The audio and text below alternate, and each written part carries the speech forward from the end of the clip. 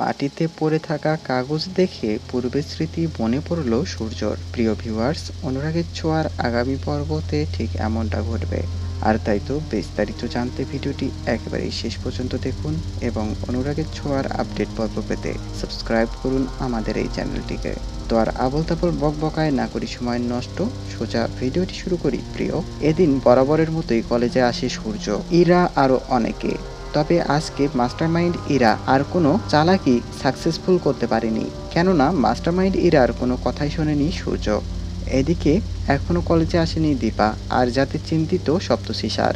এরপর সূর্য সপ্তর্ষি স্যারের ঘরে যায়। সপ্তর্ষি সূর্যকে বলে, আচ্ছা তুমি কি জানো দীপা কেন আসেনি? তখন সূর্য বলে, আমার সাথে তো ওর কথা হয়নি, আমি তাই জানি না কিছু। এদিকে সূর্য সপ্তর্ষির টেবিলের উপর থেকে একটি কাগজ উঠায়, আর যাতে দেখতে পায় তার আর দীপার বিয়ের ছবি।